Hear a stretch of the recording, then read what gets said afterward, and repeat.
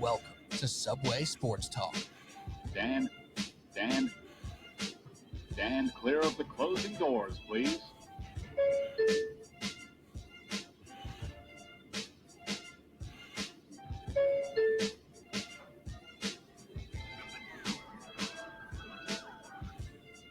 All right, here we go, Subway Sports Talk. My name is Peter Kennedy, and I am your host. Thank you so much, as always, for tuning in to SST on Apple Podcasts app, Spotify, and on YouTube. You can also watch it on Spotify. If you're a Spotify listener, you could open up that app of yours and check us out. Me and my lovely guest for today, the one, the only designated hitter, Andrew Calagna. It's baseball season, brother. Hey, how's it going? Dude, you got to tell me how it's going, because I know this time of year to you is like the time of year, right? Like this is leading up to your season as the baseball guy, as our designated hitter. So now the pitchers and catchers have reported. Teams are starting to report. We're doing an MLB preview of the preview. Is this not the best time to be alive? You just saw a Marvel movie that you liked? Yeah, I was gonna say I was, ready to talk about the topics that everyone's hyped about. And I know it's not getting great reviews, but I thoroughly enjoyed Captain America. That's fantastic for me to hear it. And I'll tell you why that's fantastic for me to hear it, because knowing you and talking to you about all this stuff that we talk about, which is not just baseball and basketball, football, it's very nerd culture heavy as well, between Marvel stuff, Star Wars stuff more in your world, the movies and TV shows in general that we enjoy. Like, you have been down on Marvel stuff. And I'm not trying to say that as a negative, but you generally just have not been enjoying a bunch of the Marvel stuff lately. And this one, you come out and you said, I had a really good time in the theater, and that was a good Marvel movie. No, that makes me excited. Again, no spoilers, because I haven't seen it yet. I respect you, Pete. Thank you. There's no spoilers, but I will say it did what I was hoping the MCU I've been wanting it to do for years now, is just progress the story along to a point, and it did that in spades. It addressed that big giant thing sticking out of the earth finally, which is cool. It's it used the word adamantium, which gets you all tingly if you're even the most novice Marvel fan, about potential X-Men crossover, right. And I know Alec and you guys said it in the group chat of the trailer kind of, ruining some of the surprises for the movie. But, if you're even have the base lore of Marvel Comics, Thaddeus Ross and the Red Hulk are, kind of one and the same. So Harrison Ford killed it. Anthony Mackie killed it. I thought it was, good casting, good acting, good action all around. It was a good time at the theater. And I'm not going on a tangent, right? Because we are here to talk to all of our loyal Subway Sports Talk listeners, as Andrew Calagna is here, our designated hitter. We're talking baseball, right? So I think I told you already that we're getting to baseball. So the Mets stuff, the Yankee stuff, it's coming. But I do have another comment on this front here to give an audience or a listener right now what I've been thinking about since this movie premiered last week, and what the reactions have been like.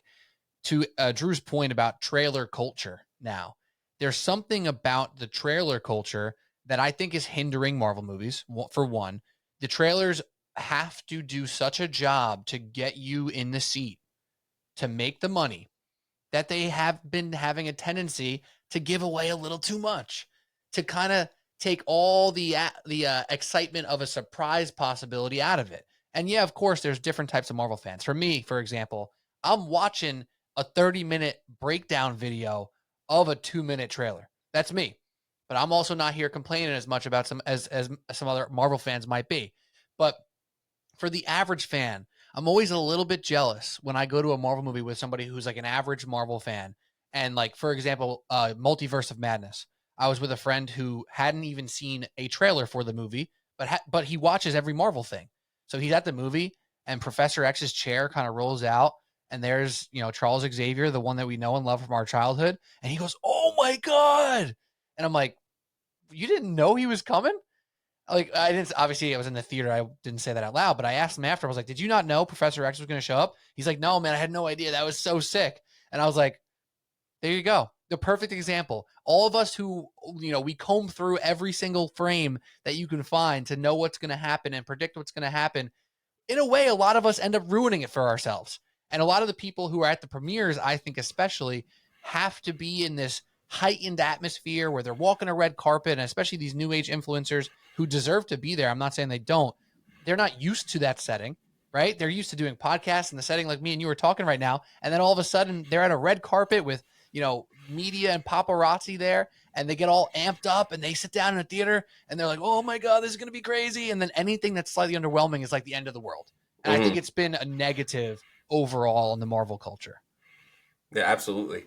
And, again, I think to a certain degree, going in blind, like, I don't know.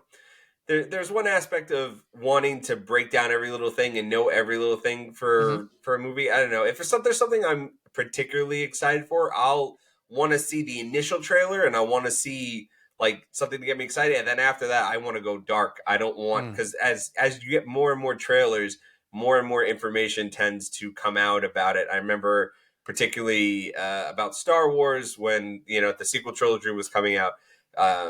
They released a whole bunch of stuff like just as it was about to come out. I was like, man, I really don't want to see that stuff. I want to go in as, just hype me up enough. Like you really didn't need to show Red Hulk in that trailer.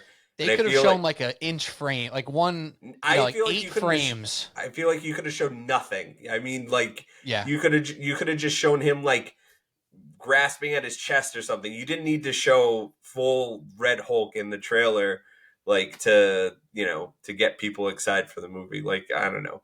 I feel like it was really trying to get casuals in there to say, okay, it's going to be Hulk fighting Captain America in a sense. But man, I feel like I think that's my one critique of the movie. If I would have not known, like for sure he was going to be there, and then I saw it, I would have been so hyped for that last fight. But right, I feel like it's nitpicking. Think about the word of mouth power that would exist if there was not one frame of Red Hulk in a trailer. That, like you say, Alex saw it on Friday or Saturday, whenever he saw it, he'd be texting us like, yo, something happens. I ain't saying anything else, but you got to go see it. And then you'd see it today and then text in the group chat and be like, holy smack. Like, that's crazy what just happened. Like, but instead it's like, damn, we only got 7 minutes of Red Hulk. That's not enough. It's like, no, like that's still a win. Like, it's still a win. Right. Yeah. So, it's how you're delivered the package instead of what's inside the package sometimes that creates the different scenario. So I think I digress for now. I actually do plan on doing some, Marvel content, I think, on TikTok. I have to see the movie first, but I have some thoughts going in, and I'm excited to see what my thoughts are coming out of the film as well. So I look forward to that. But I think it's time for baseball, Drew, unless you got anything else. No, I think the perfect segue is that, when you talk about Marvel movies and talking about expectations and everything else, I think it's very similar to the Mets and the Yankees and kind of the situation they've had in early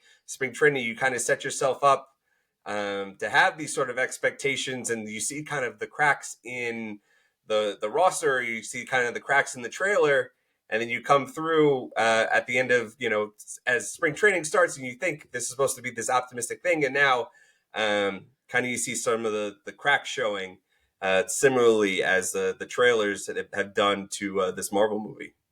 That's such a great segue, because I also think one more thing to layer up on top of that, one more brick by brick to add to that exact analogy, is in these Marvel movies and movies in general, the studios put so much weight on opening weekend, which is why they end up teasing so much more in the trailers. So they want that big number. Oh my gosh, how many millions did it make in opening weekend? But what's really more important at the end of the day, Drew? What it did in opening weekend or what it does in totality, right? Because sometimes you have those movies that have massive legs and they go on and they make the money over time, and their opening weekend was okay, but it was a damn good product and it built up to where it needed to be. Baseball is very similar, because we'll sit here that first opening series where it feels like they have 3 days off in the first week and a half, where they never have that many days off for the rest of the year. It's always very annoying to me, but we're going to overreact and we're going to say, oh my God, this Yankees lineup, it doesn't have enough juice. What are they going to do without Giancarlo? The Mets pitching staff, they're a mess. Oh my God. And we're going to overreact. Or if they do really well, we're going to say, holy crap, I told you this team was going to be sick. And end of the day, the rosters that they have right now, the lineups that will start opening day, are probably not going to be the lineups that exist in June, let alone August, let alone September, let alone October, if we're lucky enough to get there. So I think that's a good segue now to get into our Yankees and Mets conversation. Now, Drew, I always do like to ask you this because I think you're very honest about it. Who do you think we should start with today? Do we start with the Mets or do we start with the Yankees? Because I have a thought, but I'm curious to hear who you think is the number one team to start with today. I think you got to start with the Mets. To be quite honest with you, I mean, you can talk about Giancarlo all you want, but like I think at this point in the Giancarlo Stanton experience, I think as Yankees fans, you understand that Stanton is only going to be healthy for 120 games max this season. It doesn't really matter what he does.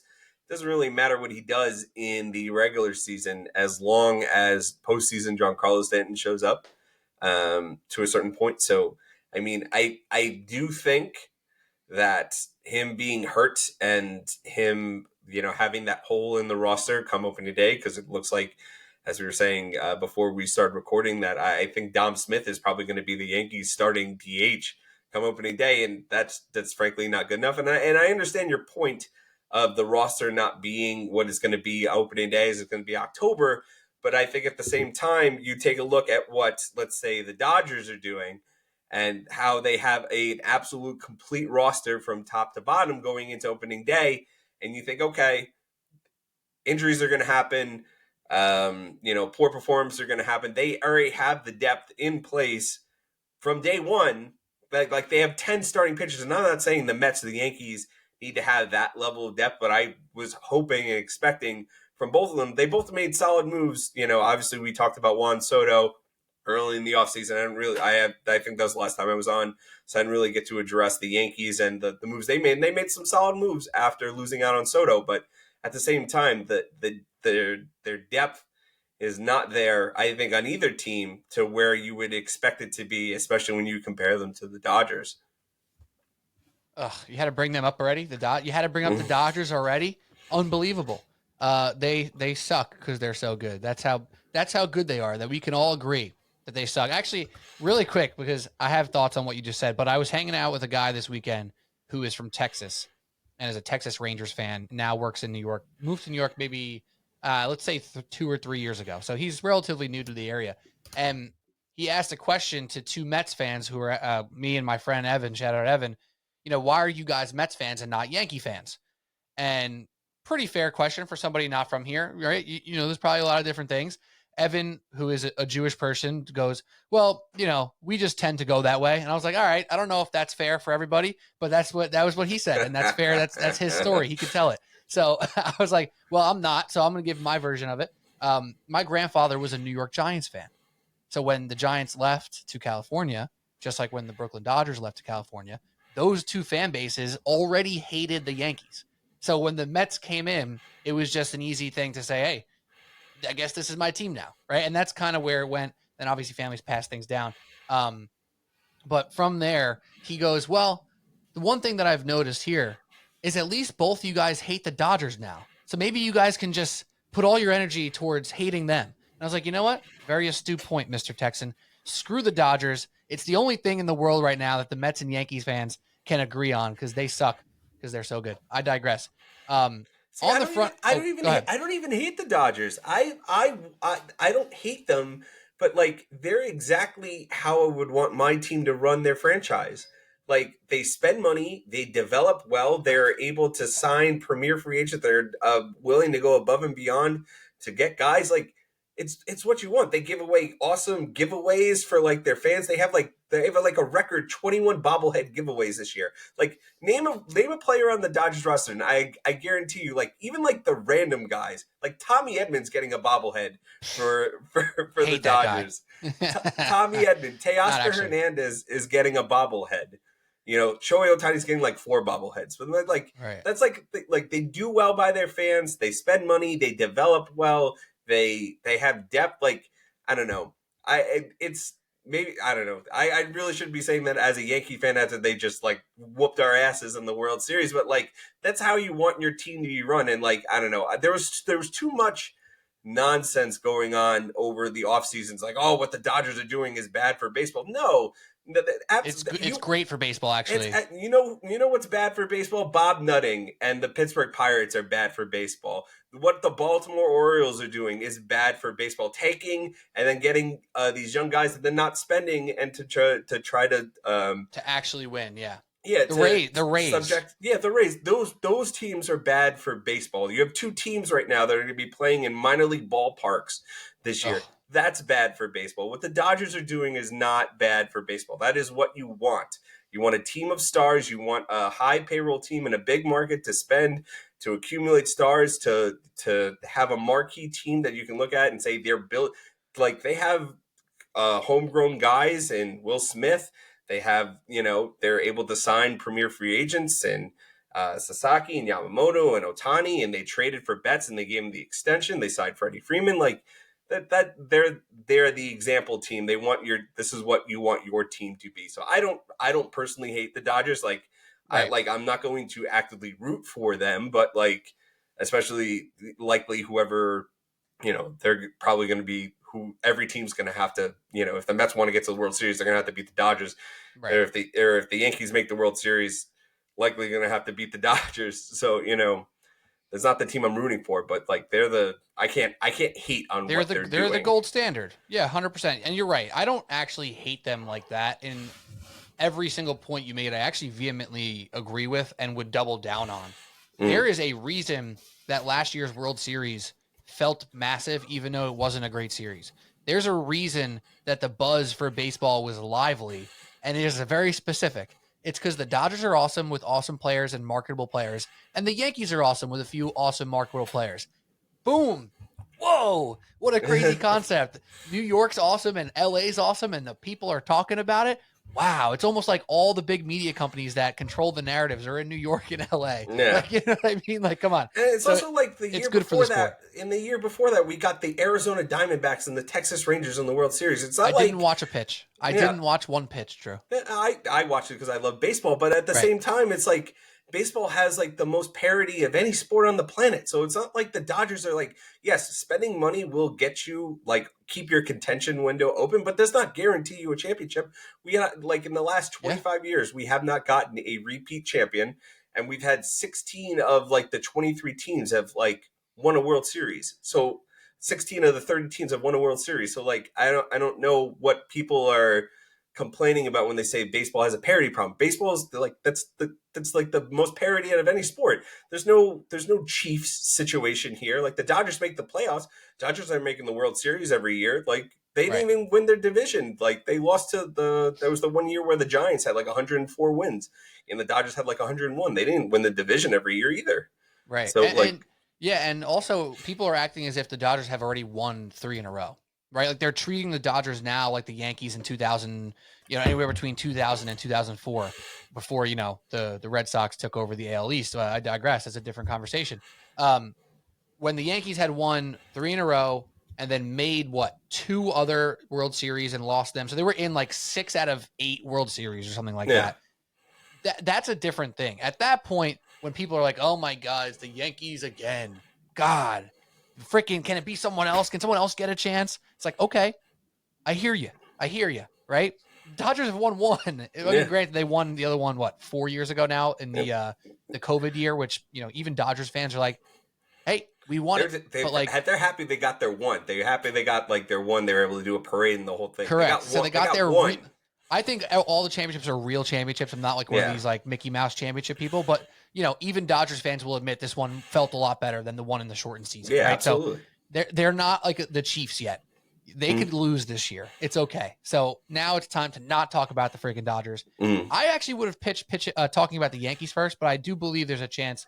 I'm a little biased because I've been talking Mets every week on my other show, T.O.L. and Friends. And we've just been doing tons of Mets because there hasn't been Yankees news specifically. So it's been kind of Mets every week. So maybe I'm just a little biased saying I've talked a lot of Mets every week for the past 5. But let's go Mets first then, I guess, right? Yeah. So why don't we talk a little Mets to kick this thing off, Drew? And we know the story. We know the offseason. We know about Juan Soto. We know about Pete Alonso. We know that the pitching staff, specifically the starters, are still a question mark. And we also know a very important part of this, that they're in a very strong division. 3 of the 5 best teams in the National League are in the NL East. The Mets, the Braves, and the Phillies. All very good. So now we talk about the Mets' strengths and the Mets' weaknesses. Drew, let me start with the one that's not as glaring, I'll say. With this offense and the additions of Juan Soto, the retention of Pete Alonso and Jesse Winker, and I guess if you want to throw in Jose Siri, Mm. is this offense markedly better than it was 1 year ago? Absolutely. I mean, it's Juan Soto. I mean, you're replacing the bats that was getting from Starling Marte and Harrison Bader and those kind of fill-in guys in the outfield with Juan Soto, like the best pure hitter, probably second top 3 best pure hitters in the game. So regardless of defense. And again, I could sit here and talk about Juan Soto all day, but you add that guy between him and Alonso, who honestly, before they signed him, before Alonso came back, I was actually really little more concerned about the Mets offense going forward. And I think everyone loves Vientos a lot, and I do too. But sandwiching him and having him having to be the guy that's going to produce behind Soto, I feel like that's a lot of pressure in someone who just came off like their big breakout performance. I think that's a lot of pressure to put on him. So I feel like he's a lot better suited to be in that 5 to 6 range in the lineup rather than being the number 3 hitter. So Pete coming back is a huge lift for them instead. So I mean, you have to hope that Alvarez is healthy this year, so he's going to take a step forward. You have a full year of Jesse Winker, who was, he did a lot of good things for the Mets as a DH, and then you still have Starling Marte. I don't know. Do you feel like Marte is going to be on his way out before the end of opening day, or do you feel like he's going to be more of a depth bench bat at this stage in his career? I think Starling Marte gets the chance to prove if he can still play most days of the week. I think when he came back from injury last year, really quickly Mets fans realized how much you missed him. He Yeah. is a different cat as a hitter than you'd expect. And I said this on TOL and Friends the other day, because of how strong he looks. Like, he is so jacked. He is such a specimen that people just think oh, there's a power hitter. And he's not really a power hitter. Like, it's not his MO to swing for the fences. He's not a launch angle guy, but he is that change of pace guy who will push the ball to the right side. He will attack right center, and obviously can still drive the ball, and hit his fair share of home runs. But he's also going to be 37 by the end of this year. So he's 36 years old right now. So yeah, is he going to play every day? I don't think so, but I don't think the Mets are rushing to push him out in the slightest. Like, he could still do enough on the base paths. He can still hit the ball really hard and for average and clutchly. His fielding definitely took a step back with the injuries last year. He wasn't an amazing outfielder, but I don't think this team should be in any rush to move him out. I think he is a calming presence in the lineup. He's a guy you can trust, and as long as he can play, like he was at the end of last year, even in the playoffs, he was very good. I think he's absolutely useful to this team, and he might be better off in a role where it's more like, let's say, three or four starts a week. I think that's fair. Yeah. But again, the crux of the Mets issue, I don't think it was never the offense. I feel like the Mets have had a top 5 offense in the league for the last couple of years. They have a lot of depth, 1 through 9 in the lineup, that circular lineup that we always like to talk about. But it's always the pitching staff, and it comes down to that. And I understand that Stearns, his pitching guru and his philosophy has come through, and they did a lot of improvements with Jose Quintana and Sean Manaea, who, I'm glad they brought him back. But at the same time, to think that magic is going to be automatic year in and year out, and to not have that particular depth in place, I feel like is a mistake. And, Kone Senga is coming off of injury. If he can be healthy, then he's your top of the rotation guy. Sean Manaea can pitch like a top of the rotation guy. And even David Peterson, he pitched really well last year, but after that, it's a very steep drop off, and you're really depending on Clay Holmes, your Paul Blackburn, who mixed result Griffin Canning at Frankie Montas. So that's Who's not officially announced as hurt for 6 to 8 weeks. Yeah, at least, and then he's got to ramp back up. So we'll see you in July, Frankie. So That's just typical of him. And even when he came over from the Reds to the Brewers, and that's exactly who Stearns who came from. He improved. So you would have to think that that similar Greatly, yeah. improvement is gonna be there for him. But again, at the end of the day, I feel like you need more quality depth, and I'm not really so much worried about the bullpen than I am that rotation. If Yeah, I that's tend. Oh, go ahead. if that's going to be the Mets' downfall this year, if that's going to prevent them if they don't win the division this year, it's not going to be for any other reason than the starting pitchers are not going to get them there.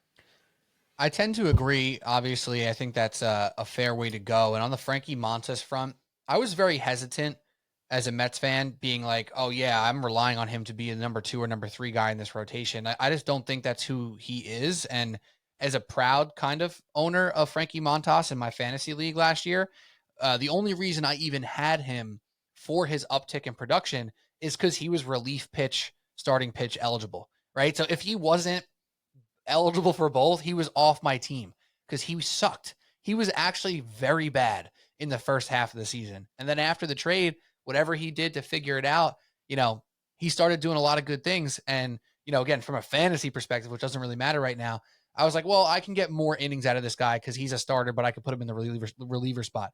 But I'm telling you, I almost dropped him every week because he had horrible numbers for the first half of the year. And all of a sudden, I'm like, damn, this guy's doing good. Like, I got to start paying attention to Frankie Montas. Got to make sure he's in my lineup every week. And then, yeah, all of a sudden, boom, he was great. But you can't rely on guys like that. Like, that's not a guy who you sign to say, hey, this is going to be our, stalwart, loss stopper who's going to come in, every 5 days and just give you a chance to win. Because that's not who he was last year. I know he's had an up and down career. He's had a bunch of good moments. He's had a bunch of bad moments.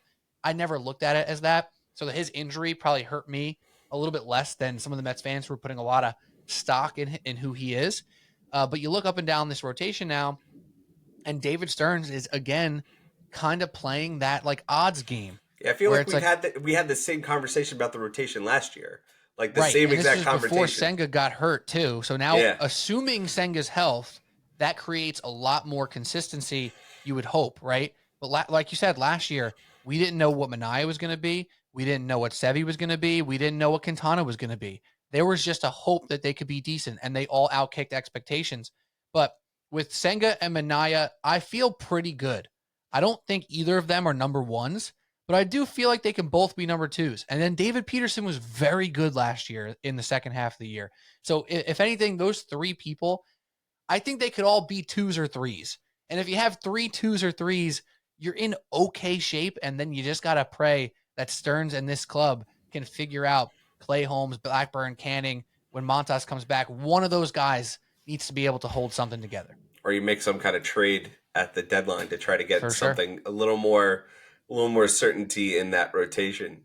I was half expecting them to bring back Scherzer or Verlander this offseason to I And don't then know. Scherzer got like what, like 15 million or something like Yeah, that. they both got like 1 year deal, 15 million. Unreal. Yeah, Verlander with the Giant. I think Scherzer got like 500 grand more than like Verlander, and those two guys have been like, I don't know, they've been eerily similar like the last, I don't know, like 3 years. Like Yeah, when they're on, they're old. on. Well, they're on, yeah. When they're old, they're old. But when They're they're on, old. they're on. But when they're off, they were just like they were so bad when they were off. The two of them. So like, I don't know. They're both like 43 years old. So like, how much can you relatively expect from them? Like, kind of going forward. You just can't. You just can't. But I want to ask you a question, Drew, because with Clay Holmes, Mets fans have been a little bit like, here and there with him. Some Mets fans are like, I could totally see it working, but you Yankee fans have seen this guy up close and personal for 4 years now. What can a Mets fan expect, albeit a different role from what you're used to seeing him in? What can Mets fans expect from Clay Holmes on their staff?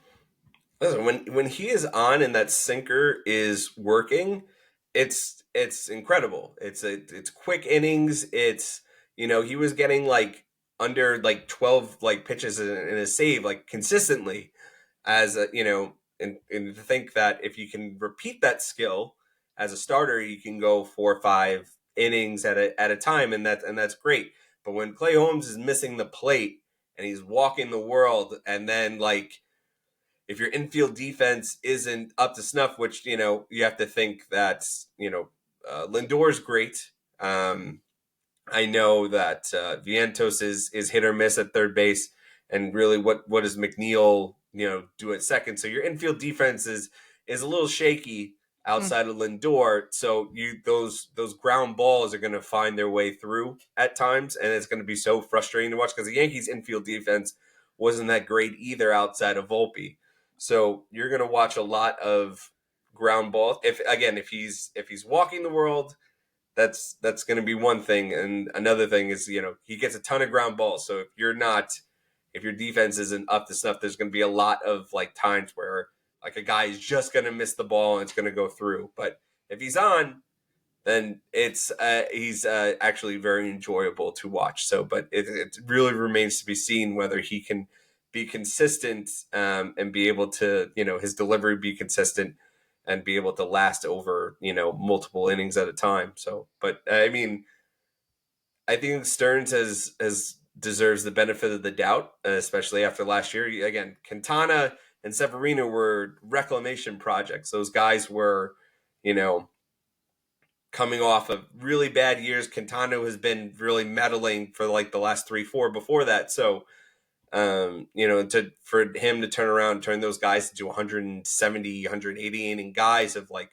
you know, quality ball, not like spectacular ball, but quality. I feel like you got to earn the benefit of the doubt that, you know, they saw something in Clay Holmes where they feel like that's a repeatable, you know, skill that they'd be able to teach him. But again, him being a reliever, you know, they say he doesn't have an innings limit right now, but you know, what can you realistically expect out of Clay Holmes? 120 innings this year, 130 innings at most. Yeah, that's the thing that is just unknown, right? Like anyone could take a guess and pontificate about how many innings he might pitch, but it's all a guess. We don't know how it's going to look. The thing with the defense front, I will say that Mets infield defense is better than the Yankees. I don't know if it's as close as you made it seem, if I'm being honest. I think Lindor's a better shortstop than Volpe. I know Volpe just won the Gold Glove, but like, let's be real here. Lindor's the better shortstop. And Vientos got pretty dang comfortable over there at third base.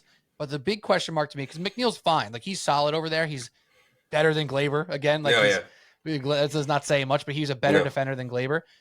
The question then it becomes to Ronald Acuna Jr., or not a junior, just like, geez, I just said the wrong Acuna. Luis Acuna, if he's playing second base, I think you feel incredible about that infield defense, but that's yet to be seen. But on the Clay Holmes front, Drew, do you think it's a fair statement to say worst case scenario is he gets moved to the pen and becomes a great 7-8 inning guy again?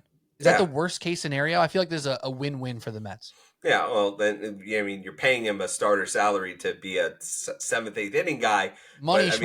Yeah, exactly. On the Mets, that's really not a big deal. So at the end of the day, if, you know, Peterson doesn't, or if Clay Holmes doesn't work out, then, you know, again, you slot him back in the bullpen, and then you have a pretty nice end of the game with him, Minter, and Diaz. So yeah, where he was at his best as a Yankee when he was in that 7th, 8th spot. Yeah, absolutely. But you just have to figure out who's starting then. Then, you know. Hey.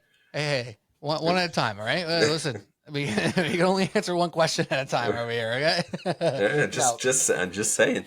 Very fair, very fair. I'm excited to watch Clay Holmes. I heard very similar sentiments from Yankee fans that I've been picking their brain on. Is like, hey, from afar, it's really easy just to see the numbers he accumulates, but when he is not throwing strikes, like you mentioned, which happens more often than you'd expect, it's frustrating. And I'm like, okay, totally fair. I haven't watched him as closely as you. As an outsider Mets fan who watched him occasionally and obviously like kept an eye on the Yankees as much as possible, I'm like, this guy seems pretty great. You know, he's not striking people out, but he's getting people out all the time. Yeah, a lot of weak contact. Yeah, if he can swing that into Citi Field, that'd be a big time win. Did he grow a beard? Because I feel like I feel like it's like mandatory when someone leaves the Yankees. Like Gleyber Torres, like I don't think so. Instantly grew a beard the second he left the Yankees. I know Juan Soto never has a beard anyway, but I don't know if Clay Holmes decided to do the ex-Yankee thing and grow a beard. Looks like he's got at least some stubble going. Okay. Is he bearded up? Oh yeah, he's bearded up, dude. All right. Looks way better too. Not even close. Come on, his rosy ass cheeks when he was with the Yankees. That's what took away all the confidence. When you see somebody with the rosy ass cheeks out there, like, oh man, this guy looks flustered. Now he's got a beard. You won't even be able to tell. He'll be looking like a man out there. Nah, yeah, he looks good with the beard. All right, okay. We don't need to do that whole thing though. We don't need to do that. Though I do think it's fun. And I love that Keith McPherson. Shout out to Keith. He was going in on Twitter like, "Yo, Devin Williams just lost all his aura. What are we doing? Can we please let this man have a beer? Like it's 2025." I'm like, "Yes, Keith, a Yankee fan, one of the Yankee guys is saying it. I love it. I'm with it too, man. I'm fully for the beard. I don't want the long hair and the caveman look, but like any often if they try to say, oh, it's a business setting. I work in a business. I work for a reputable business. I have a beard. I have a kept beard that I go into business meetings with myself. So as long as it's trimmed and it's professional looking, get rid of the shave policy. Not everyone, not everyone most people look good with a beard, but some people don't. Some people don't. But like Devin Williams is one of those guys. He looks good with a beard. He looks sick with a beard. Let's be real. And also, we're two guys with beards here. But I also don't like. I'm gonna be honest. I'm gonna call you out right now. I hate when Yankee fans do that little like halfway point thing. It's like, oh, listen, I don't mind a beard if it's well kept. Okay, I don't. Like no, go all the way in. Let's stop with the crap here. I don't want my guys looking like a caveman. Who cares? Who cares? If he's hitting 300, he's hitting 45 home runs. Grow your hair down to your butthole. Who gives a shit? Come on. What are we doing here? You know what I'm saying? Like, it doesn't matter. I tell this story as much as I humanly possibly can because my college baseball program, just a D3, measly D3 school, we were, looking to be Yankee-like. That was the team's goal. We had a symbol that was very similar to the Yankee symbol with NJ instead of the NY, and our coach wanted to be Yankee-like, socks down. Everyone socks down, or everyone whatever. We had to be uniform. We weren't allowed to have beards. The whole nine.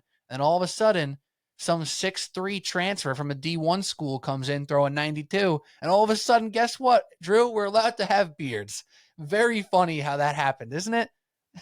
I was waiting. Honestly, like if there was ever someone that was going to buck the policy, I feel like Aaron Judge could have done it. Like during his free agency, if he would have said, "I'll come back, but I got to be able to grow a beard." What do you think would have happened?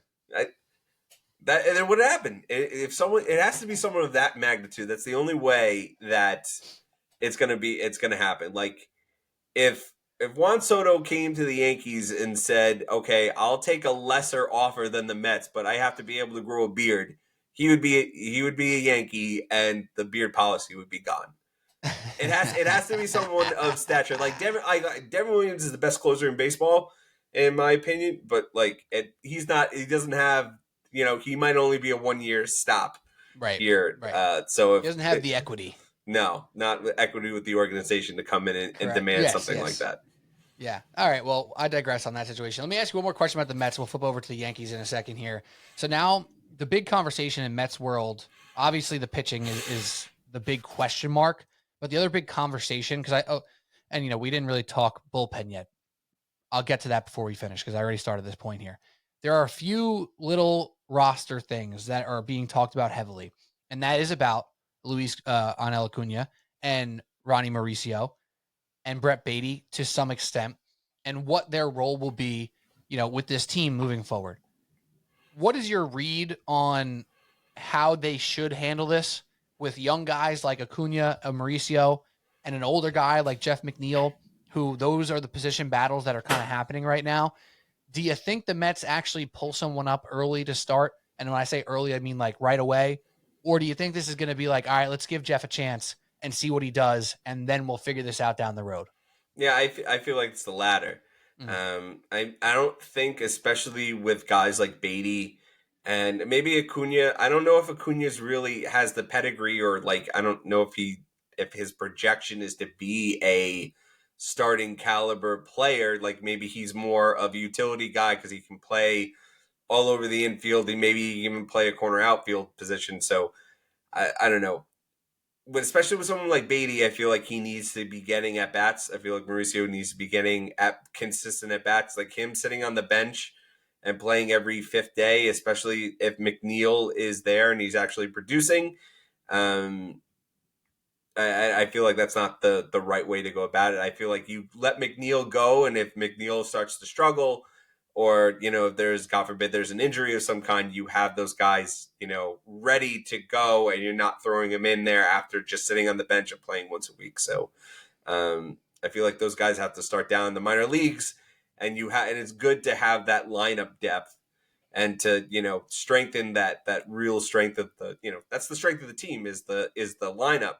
And you have all those depth players, those guys that like you can feel actually good about. If someone goes down, if Right. McNeil goes down with an injury, if McNeil struggles, you can say that's great. We have two guys who project to be above average players, and we can plug those guys in immediately into the lineup and go from there. So I think having that depth is great, and I just wish the Mets had that more on the starting pitching side than anything. Gotta keep going back to that, huh? So it's the weakness of the team, man. No, It just I know, it is. I'm kidding. And I'll talk about it with I'll harp on the Yankees because the Yankees have the complete opposite.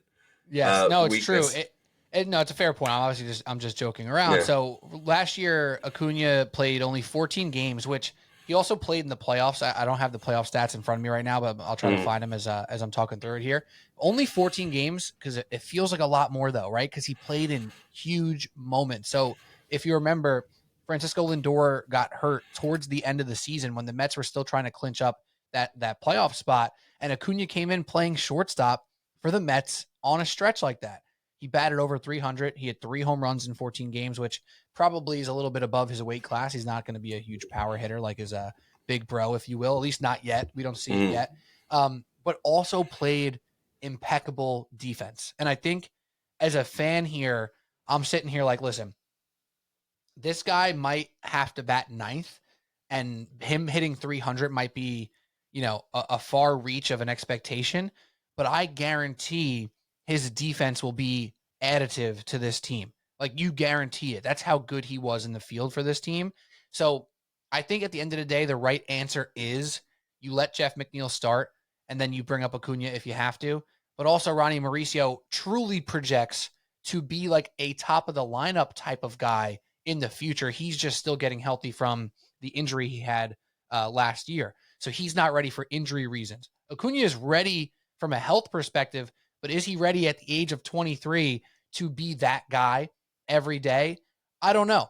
Ideally, I would love to see Jeff McNeil in one of these roles where it seems like he's playing almost every day, but he gets to start at third. He gets to start at second. He gets to start at left. He gets to start at right because he could do all those things. So Jeff McNeil, if he didn't have such a sour taste with Met fans right now, we would be looking at him as such a great person to have on a team because he plays all these positions and plays them all decently well. Like, he's not great at any position, but he's pretty good at all of them.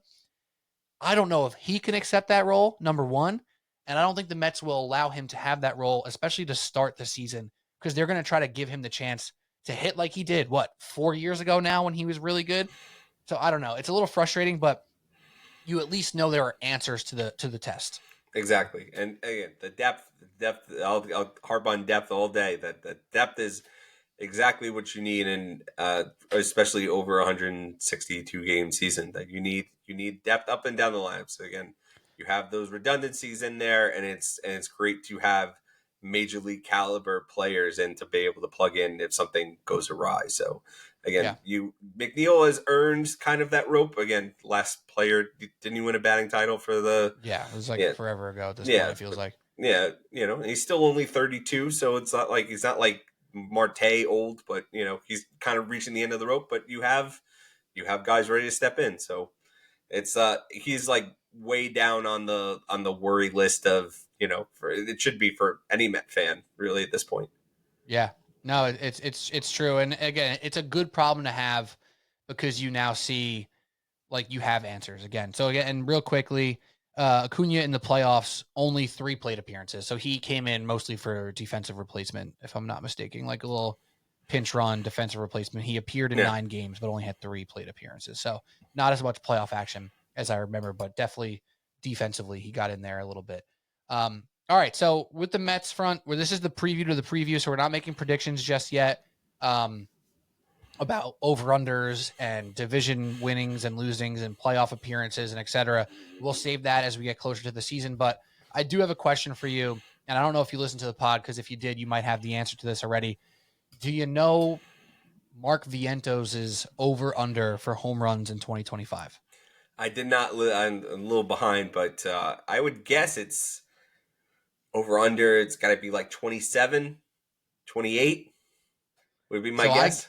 Cody O'Connor played this game with me last week, and I guessed 28.5, because the way he pitched it, I was like, oh, this is not going to be low. It's not going to be like 23. It's going to be in the high 20s. It's 35, Drew. Oof. 35. In fact, if you go to just home run leader, like number one home run hitter in the MLB, Mark Vientos is in the top 12. Top 14. That's crazy. He's tied for 14th best odds to lead the MLB in home runs. Minus 115 to hit 35. That's crazy, Drew.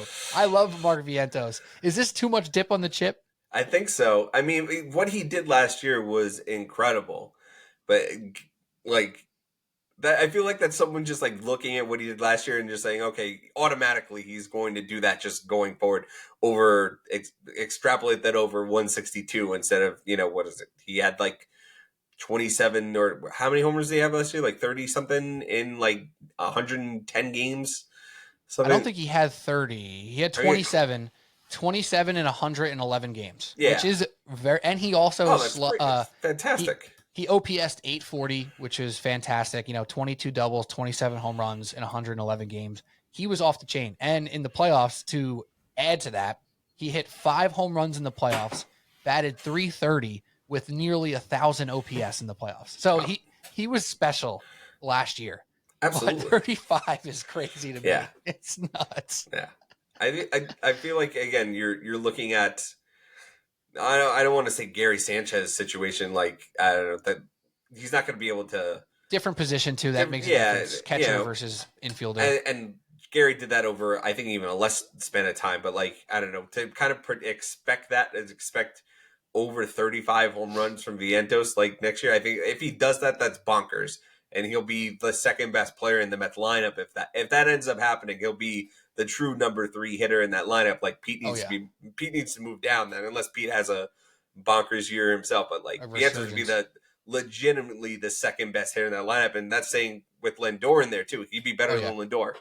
So that's crazy. I mean, I if you're a Mets fan, you hope that happens, but I think to expect that going forward I think that's a little crazy to me. Yeah, when you hear like Mets beat reporters talk about him, they all say that the Mets organization was very confident in him as a hitter. They just didn't know if they could ever trust him in the field. And then he was like pretty good at third last year, that was the more shocking thing. But I digress. That's the Mets conversation for now. Let's talk some New York Yankees, Andrew Calagna. But first, let me remind you can follow Subway Sports Talk everywhere on socials: TikTok, Instagram, Twitter, or X, whatever. You can follow us on YouTube, on Spotify, on Apple Podcasts app. Know when there's new podcasts out, watch the videos, watch the TikToks, watch the Instagrams, and enjoy Subway Sports Talk content left and right. I just put out a video on TikTok ranking my top 5 point guards in the NBA right now. Do you know where I put Jalen Brunson, Drew? Well, he's got to be. You put him 3. Close. I had him number 2. Mm.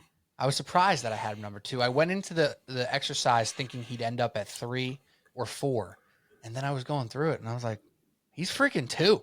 He's freaking 2. Just above Garland at 3, Cade at 4, and Steph Curry at number 5. All right, New York Yankees time. Drew, at least there was some news we can talk about. Unfortunately, the news wasn't the most, awe-inspiring or confidence building for the Yankees. But they're reporting. We know that their staff looks out of control good. We know they have some players on offense who are very good, but there are some question marks, and that's what we're here to talk about today. So really quick, before we get into specific question marks, what is your confidence meter looking like right now? A month out from opening day, getting ready for this great 2025 season off a World Series appearance. Are you feeling more confident, less confident, good, bad, indifferent? Where are you at, Drew? I feel And see, that's the tricky. If I'm comparing it to how I felt last year, Mm. at this time last year when the Yankees had Juan Soto going into the year, and still, I feel like I feel worse about the team offensively than I did last year. But I feel like their pitching has gotten incredibly better that it's kind of offsetting that those slight offensive concerns that or really more major offensive concerns that I do have for the team. So overall, I mean, man, it's tough. It's really tough. I did say it's about the same as I was feeling last year, but for different reasons. Um, Again, I re- I liked most of the moves the Yankees made in a post Soto world. Trading for Bellinger seemed like an automatic. Where to like even the Yankee fans, I feel like are kind of overlooking that a little bit. They just kind of assumed that the Yankees were going to get Cody Bellinger at the end of the day. A full season of Jazz Chisholm, who he's not my favorite player, but I feel like he's a little bit underrated to a certain aspect. Certainly. What I didn't like, is Paul Goldschmidt and that signing of Paul Goldschmidt. Again, he's 37 years old. He's coming off the worst season of his career.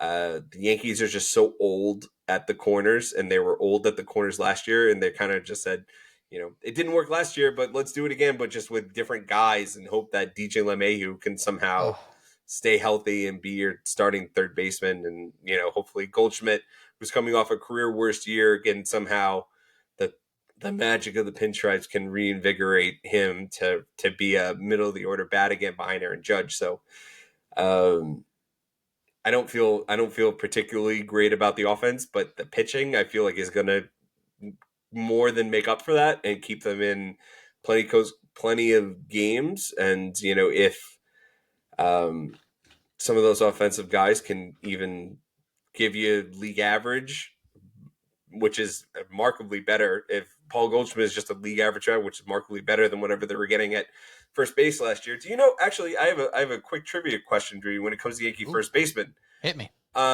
when would you say was the last? What was the last home run that a Yankee first baseman hit in the year 2024? Can you give me a Oh, date a on date? a date? Fine. I know you're I asking have me. to guess a Give, player. No, give no, me no. I'll Give me a month. Give me a month when the last time a Yankee first baseman hit a home run in was it. 2024. Give me a month. Let me ask this: was it Ben Rice? No, it was not Ben Rice. It wasn't Rizzo. No, it was not Rizzo. I knew it wasn't Rizzo. Golly, was it DJ Mayhew? No It way. was. All right, so it's got to have been. It's got to have been late June. It was July 31st. It Ah, was the I last tried time. to. I overshot. I overshot. The last time a Yankee first baseman hit a home So run was bad, bro. July What? 31st of 2024, and that was a DJ LeMahieu grand slam in Oh my Philadelphia. god, that's out of control, dude. And you know what? Let me That give includes the Anthony. postseason. That was including the postseason too. Well, yeah, because Anthony Rizzo was playing, and I got to give Anthony Rizzo a little bit of a tip of the cap here because he clearly was not healthy, right? Like he could not drive the ball to save his life. If you gave him a home run derby atmosphere, he might have put out two, right? Yeah. That's how weak he was at the end of last year. So every time he went up to the plate, you were like, he's not driving this ball, but he might still do something positive, and he did a few nice things, so that Yeah, was he okay. was So he I'll give was hitting slap singles and choking up on the bat and doing whatever. But right. like Yeah, that's yeah, not he was what you looking want like out of your that's not what you want out of your first baseman. You he was know? swinging like Kaz Matsui circa Yeah. 2004, bro. Yeah, It was seriously. crazy. No, it was bad. So, anyways, on the first base front, let me ask you this question here. Is there anything with the Goldschmidt signing that you think was an outside force of why you don't feel good about it? Other than obviously, him having a bad year last year by his standards, the fact that Rizzo was like kind of old and weak last year, the fact that you still have DJ Mayhew, the fact that you still have Giancarlo Stanton, where the rest of this roster is young and kind of exciting. If that wasn't like this weird outlier old guy now, would you not be as upset? Like, you know what I mean? Like, I don't know if I'm explaining the question right, but is there a Mm. world where this 37-year-old Paul Goldschmidt signing actually felt better than it did, or is it just lost because he's that old? No, I understand it, and I think I wrote an article about this for our Substack which people should read. It was entitled that the Yankees need to remain flexible in the post Juan Soto world. So not committing to, if you look at who did the Astros sign? Christian Walker. They signed him to he's 34 years old. He needed a 3-year deal to be signed here. And again, I think he's going to do better offensively because his swing will be made for the Crawford boxes there. But he wasn't really a great fit for the Yankees. And you have to commit a 3-year deal to him or to any kind of player that kind of takes you out of the Kyle Tucker sweepstakes come either the deadline or, next offseason. I feel like Kyle Tucker, perfect for the Yankees. If the Yankees want to keep their contention window open, you go out and sign Kyle Tucker to a $450 million contract come next offseason. Like, that is your guy. He's perfect for Yankee Stadium. They tried to get him at the, during the offseason. They were close, but I don't think, the Astros wanted to help the Yankees. And in that sense, a guy who they envisioned having to play in the postseason. And I think it was just the Cubs offered a slightly better package than the Yankees did. So it in a world, it makes the Yankees remain flexible. Come next year, Cody Bellinger could be their starting first baseman in 2026, and then you have Kyle Tucker who could slide into the outfield. So getting Cody Bellinger and Goldschmidt there, so it gives them the flexibility to not be so locked into a position going forward. Again, it's also the reason why I'm very anti them trying to trade for like Nolan Arenado or something like that. Like, he's got 3 years left on his deal, and he's just, he's up there in age, and he's been. I'm not interested in recreating the 2024 Cardinals corner infields, going forward. So it's just not. They just failed pretty bad, It's not what I want to do. Going though, if forward, you had to choose, you'd probably choose Arenado over Goldschmidt. But obviously, when the money and the contract lane comes into play, so I guess you kind of answered my question. Thank you for reading my mind, because I did not ask that properly. I got you, buddy. I guess in a way I was like, is there a silver lining here, right? So that one silver lining is the flexibility. The other silver lining, like, he could be better this year, right? Like, let's be honest, right? It's very easy, especially for Mets fans, to dunk on the Yankees with this signing and be like, oh, you got Paul Goldschmidt. All right. All these old head Yankees, they're going to suck, right? But the fact of the matter is, he's only 2 years removed from being an MVP. He's only a year removed now of still being a very above average hitter. Last year was bad. He was bad at age 36. That does not mean 37 is going to be worse, right? And his OPS plus was 98 last year. I could see a world where he's OPS plusing 110, 115 easily. Even if he gives you 100, it's still way better. Markedly better than what they were getting at the position. But like, I don't know, I feel like you should be striving for a little bit better than that. If you're the defending AL champion Yankees, I feel like you should be striving for better than league average at a position that, historically you're supposed to be getting majority of your production out of that lineup spot. So because it feels like it wouldn't hurt so bad to hear Paul Goldschmidt 37 if you weren't still worried that DJ LeMahieu would be a starter to start the season. Yeah, if they would have properly, fixed third base, then I feel like you got to feel a little bit better about it. Right. So the two things do affect each other. Yes, absolutely. So I want to ask you about Jazz Chisholm before we start talking about the absolute strength of this team, which is the pitching staff. I think Jazz Chisholm is a very unique player. He's a guy who burst on the scene and had, a little bit of flash, a little bit of flair for a slender guy, like hit with some power. When he hit a home run, it was beautiful. He steals bags. He plays good defense, and you get him. And then you like kind of look at his stats and you're like, hold on, there's not as much excitement when I look at these stats as I thought there would be.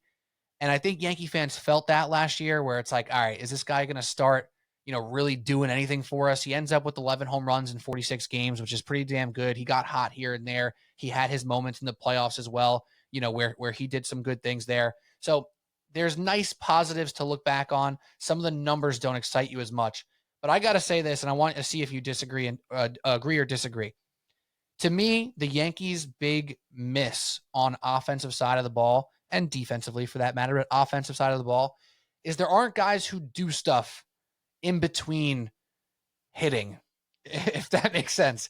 So Aaron Judge, incredible hitter. He kind of doesn't actually count in this conversation. But like Giancarlo Stanton, hits nukes, hits missiles, doesn't run. Then you got a guy like Volpe who's not hitting nukes, not hitting missiles, but he started to run. So that's a win. Okay, cool. But Jazz Chisholm does like a little bit of everything and kind of just makes things happen and kind of he's just kind of wreaking havoc on the baseball field, in my opinion, in a good way.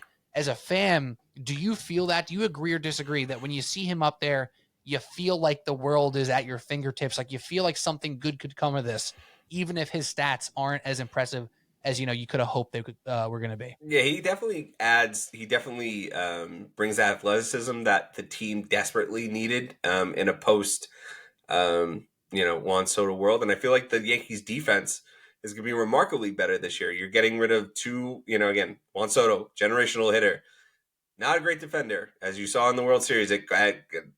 Actually, him and Glaber cost them, was a big part of the reason why they lost Game 1 of the World Series. Soto overran that ball, and they throws in. Glaber can't catch a cutoff. Like Chisholm moving him back to his natural position of second base. I feel the athleticism is going to be there. He's got that stolen base threat is going to be there. He's going to be 2020 guy. Bring up the energy. He's just a fun guy to watch. So I'm excited to have him for a full year and see what he can do. I'm not exactly sure where I would put him in the lineup. I think Fangraphs right now has him batting 2 and Judge batting 3, which I don't think. I don't know if I like that. I feel like Judge needs to bat 2, especially. Who does Fangraphs have batting first? Volpe, which is, I think that's a little crazy to think myself. Oh, I'm looking at Fangraphs. I don't know why I asked that, but yeah. Yeah. So I probably put Bellinger at leadoff. I'd probably do Bellinger, Judge, Goldschmidt, Jazz. I mean, Stanton would theoretically go 5, but Stanton gonna be missing some time, unfortunately. And then, Wells, Dominguez, Oswaldo. Figure out who you're gonna put at DH somewhere in there. But again, Jazz does a lot of good everywhere on the field. Again, having a full year of him is nothing but positives in my mind. All right, I'm glad that you kind of see what I see, because I felt like when the trade was made, a lot of Yankee fans did what fans do, and they go to Baseball Reference and go, "What? This is that guy who we've been hearing about? Like, none of this is that impressive. Like, what are we doing, right?" And then you're like, "All right, well, 26 bags, 40 bags. Like, okay, like I get that, but like the hitting numbers are not that great." But I just know as a Mets fan, going up against him for 4 years. And granted, the Marlins lineup was never really that scary, but like when you saw Jazz Chisholm step in the plate, you felt it. He had a presence because you knew that something could happen. He has a great swing for Yankee Stadium too. He definitely does, and it checks out. Like his numbers were much better once he got traded to the Yankees. His average went up 25 points. His on base percentage unfortunately stayed in that 320 range. His OPS went up almost 100 points after that. And he hit almost as many home runs in 46 games as he did in 100 for Miami. Yeah. So he definitely showed that out as a Yankee. Like he could handle the moment too. Yeah, really excited to see him. And think that he's going to play 80 something games at Yankee Stadium. You also have to remember that the Rays are playing in Steinbrenner Field for the whole season. So you have an additional 10 games that you're going to be in a Yankee Stadium like environment. Replica. Exact replica, same dimensions. So you have to think you have an extra 10 home games on the schedule this year. So that's always nice too to think about. Let me ask you a quick question on the lineup front, because I do find this very fascinating with the Yankees lineup here. I think Anthony Volpe, you ideally want to bat leadoff. Ideally, you would love that to be the case. I don't think he's proven enough that he should be in that spot yet. Not even in the slightest. I mean, he had a great postseason. He's probably like the third best hitter in the postseason last year. Yeah. But like a 600 OPS, like he's not walking. Yeah. And when they put him up there last year, I feel like he was pressing so much. And he strikes out a good bit too. Yeah, exactly.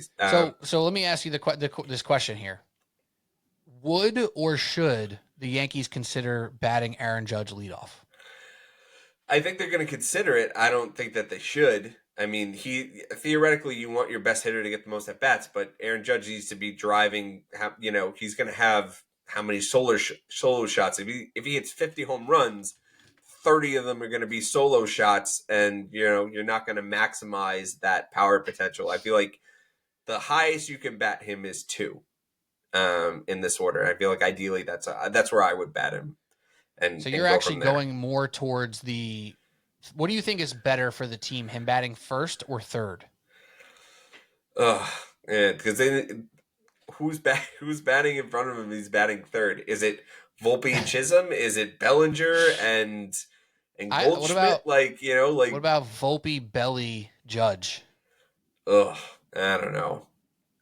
Volpe. Belly, you can't. Well, they will never go Bellinger, Jazz, Judge because they won't No, bat 2 lefties back to back. no, they won't. Yeah, he's probably. Then you have to go.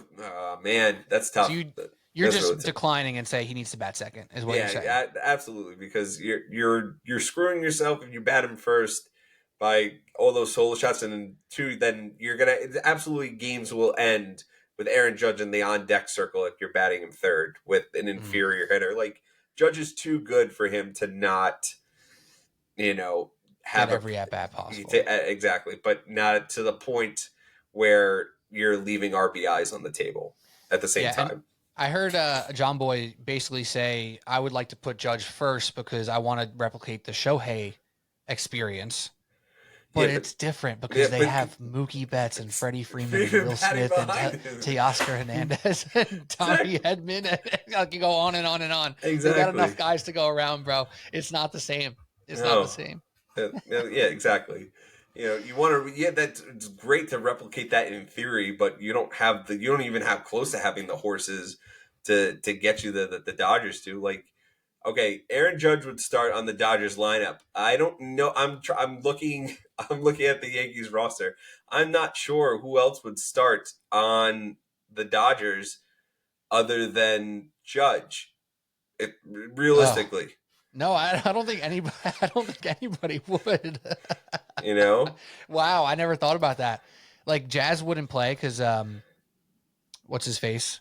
Their second baseman's a beast. I can't think of his name right now. Well, they signed Hae-Sung Kim, so maybe they got Kim too. Oh my god, yeah, maybe. So maybe Jazz would start at second, and maybe Dominguez over Michael Conforto, but everybody else.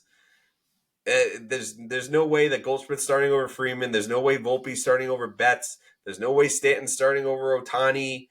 There's no way whoever they're playing at third base is playing over Muncy. I love Austin Wells. He's not playing over Will Smith. Yeah.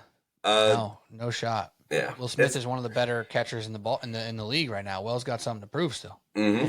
Also, I gotta say, when you look at Cody Bellinger's baseball reference page, you go, "What the fuck, man? What happened? What is this? What have you been doing every like third year? Like, it doesn't make any sense, Drew." Well, 2019, absolute monster, wins the MVP. This guy's a freaking, rocket ship hitter at the plate. Like, it is incredible. And then here are his OPSs after that: 789, 542, 654, and then finally goes 880 with a great season in Chicago, and then back to 750. That's bad. He had multiple on-base percentages in the 200s in the 2020s. So, man, it's a big ask to say this guy will be a dude for us because he's had, in the last 4 years, he's had 2 ass seasons and 2 good seasons.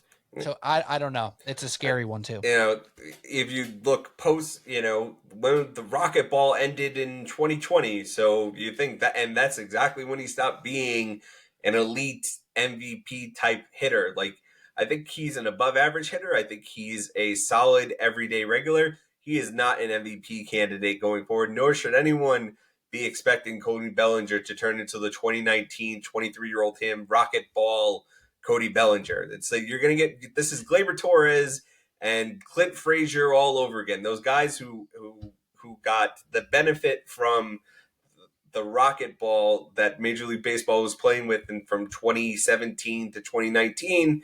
Yeah, it was more fun. Like those guys are, those guys aren't there anymore. Like they don't exist. Yeah, so, no, it's weird. It's weird. I think he's going to be a solid everyday regular. I think he's going to be better. He's going to be great defensively. I think his swing, his power is going to improve. Being in Yankee Stadium for most of the year, I think he's a great fit there. Again, I think he's going to be a well above average regular. Do not expect Cody Bellinger to be an MVP candidate. That is fool's gold. Don't do it. Don't, like, if you're betting odds, if DraftKings tries to say he's going to be an MVP candidate, or do we have his over under on his home runs? If they try to say he's going to hit over 30 or something like that, like, that's I'm gonna crazy. find it. That's crazy. Don't do it. Save your money. And I like the versatility. Paul Goldschmidt plus 280 to hit 30 home runs. Okay. And I like his versatility. And, and Boone said that he's willing for him to play center field. He might play some left. He might play some first base if Goldschmidt, goes down with an injury. You kind of have that in-house replacement. Unfortunately, then you need to find another outfielder. I don't know if that means Trent Grisham. I don't know if that means Pereira up from the minor leagues. The Yankees don't really have a ton of minor league depth to really have those kind of replacements similar to, kind of complete opposite of what the Mets have. Bellinger's over-under, for the record, they don't have true over-unders available yet. They just have like these brackets, like 25 plus, 30 plus, 35 plus. His over-under is going to end up being around 23 and a half, 20, I'll say 23 and a half, because he's plus 130 to hit 25 plus. Okay. He's plus 380 to hit 30 plus, because he's only done that once in his career when he won the MVP. All right, Drew, let's walk off on a positive here and talk about the absolute strength, the juggernaut level pitching staff for the New York Yankees, adding Max Fried, adding Devin Williams, amongst others in the bullpen. So now you're looking at a Garrett Cole, Max Fried, Carlos Rodon, Luis Gil, Clark Schmidt rotation, and then add Devin Williams to the ninth inning with Luke Weaver and Ian Hamilton, Tim Hill, Mark Leiter Jr., all these dudes who are just absolute monsters. How good are you feeling about this staff? Because it feels like this is going to be one of the most clear as day strengths across baseball. Oh, absolutely. If you have a full year, again, Max Fried and Garrett Cole haven't been the picture of health over the last few years. So there's always that. I mean, I feel like that's a question mark with any pitcher, but I feel like the Yankees have, I think they have a good plan in place with those guys. And even now, you have Stroman, who's kind of this persona non grata right now. That's a good number 6 starter to have as depth, and Will Warren is there as depth. So that pitching staff is the absolute strength of the team. And if you have to think come October time, if everyone's healthy, knock on wood, hope that's the case, you can put Luis Gil, you can put Schmidt, you can put a bunch of those guys in the bullpen, and that just shortens games so much. And that's, that was a big strength of them getting to the World Series last year, minus the heroics of, Juan Soto. But that pitching staff is a monster. Cole, Fried, and Rodon. Rodon was supposed to be that number 2 guy, and now that he can be just probably the best number 3 in baseball when he's absolutely on. You don't have to depend on him to be that 1A to Garrett Cole. And now that Cole is here, and he exercised opt-out, but the Yankees said, they kind of played chicken with him and said, okay, he really wants to be here. So now you have your ace, you have 2 co-aces and 2 legitimate, probably number 3 starters in Rodon, Gil, and Schmidt. So like their worst pitcher, Schmidt, is probably a number 3 on most staffs outside of the Dodgers. So he might be fighting for the number 1 with the Mets. Yeah.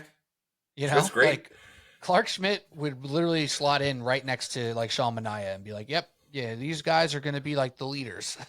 Yeah. Like, that's where the Mets would be at, generally speaking. I know Manaea was better, last year, and like Senga has the ability to be better, but from a consistency standpoint, Schmidt has been there. He's been consistent. Yeah. If the Mets had Luis Gil, he would be their opening day starter without a doubt. Yeah, that sucks for us. Not for that, it would be Luis Gil. That your 4th starter would be in line for our opening day. Yeah. So yeah, I think we're feeling good here. Do they have win totals out here yet? They do have team win totals. We're not going to say over unders, but do you know what they are for the Mets and Yankees? I think they're both. I think they're both very similar. I think they're both at like 80, 88, 88 and a half wins, something like that, or 88, 89 wins. This is via DraftKings, so I don't know if any of the other books have different numbers here, but the Mets are at 90 and a half and the Yankees are at 91 and a half. Okay. I was looking at the fan graphs playoff odds, and I think they both had them at uh, 80, 88. So it's right around that Yeah, and that frankly, level. when you come to gambling over unders with the Mm-hmm. Mets and the Yankees, you jack up whatever the projection says. If the Yeah, projection's 89, you make the over under 90 and a half, right? yeah, Because you kind of want them to hit 89 on the dot in that regard. Um, yeah. projection from Fangraphs is saying Yankees win 94. 94. I'm seeing 94 and 68. That's 2024 year to date. If you go on the right hand column, there should be a column next to it. See, You see it 87. says 2025. Does it? Were they 94? Were Yeah, they? they had 94 last year. Oh, oh yeah. I don't know. Look at that. I don't know Fangraphs. I'm figuring it out on the fly. Very All good though. good. Any other last words to do with the Yankees here? And it really, again, I really would have liked them to go into a season much like the Dodgers are, and a lot of other teams, just having a complete roster. I really don't like the fact that we're going into another season saying, okay, we'll figure out third base when we figure it out. They did it with left field.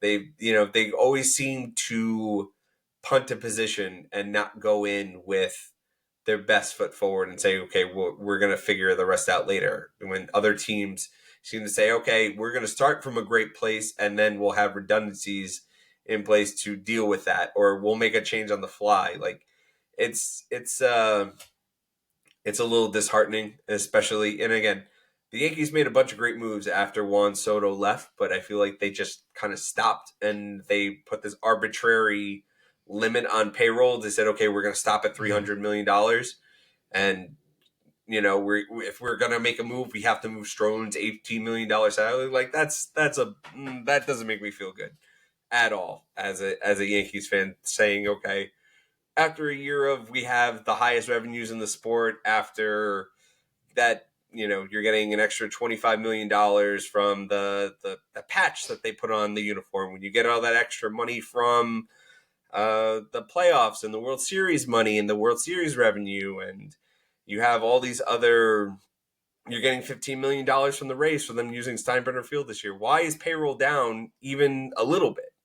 Payroll's down like $12 million from last year. Go out and get yourself. I wasn't expecting them to go out and sign Bregman to $40 million, and I feel like that's a mistake right away.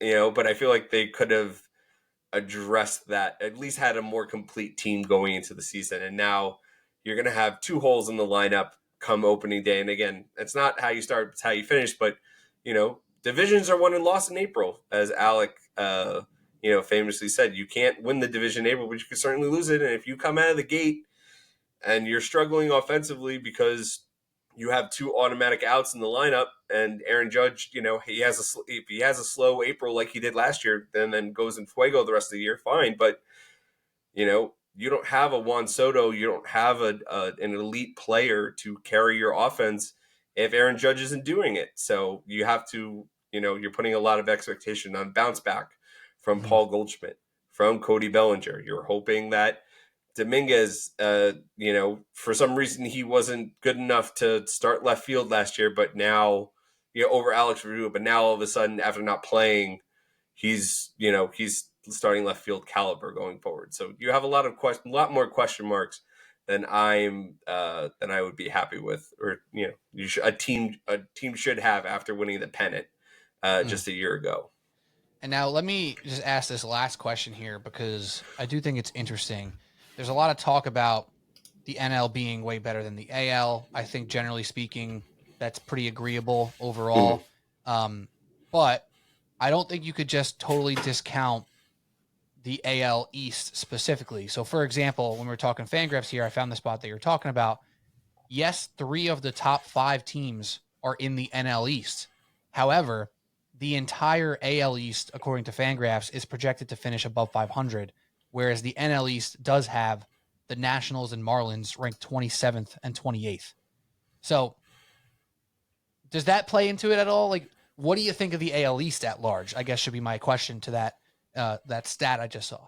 Yeah, no, I mean the Red Sox gotten, Bregman, I don't like him over a 3-year deal, but if he, I don't know, 1-year deal along with a bunch of their top prospects they have, and they trade for Garrett Crochet, and they have, again, they have like 3 top 10 prospects that are like on the cuffs of major leagues.